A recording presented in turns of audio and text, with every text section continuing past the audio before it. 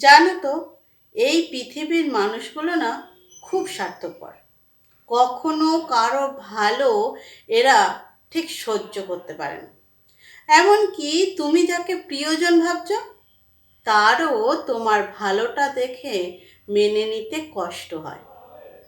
তুমি যখন অন্য মানুষগুলোর থেকে একটু বেশি ভালো থাকবে, তখন দেখবে তোমার আশেপাশের মানুষগুলো তোমাকে ঠিক কী নজরে দেখে, যে নজর তোমাকে আর ভালো থাকতে দেবে না। আসলে কি বলো তো, তুমি যাকেই প্রিয়জন বলো না কেন, প্রয়োজনের প্রশ্নে সবাই তোমাকে ফেলে দিয়ে চলে যাবে। এরা এমনই। এরা কখনো কাউকে যত্ন করে আগলে রাখে না। প্রয়োজনের শেষে তুমি এদের কাছে ধুলোবালির মতো, হাত ছেড়ে ফেলে দেবে। ফিরে তাকানো তো পরের কথা। শোনো, কল্পনার পেছনে না ছুটে বাস্তবতাকে মেনে নিতে শেখো।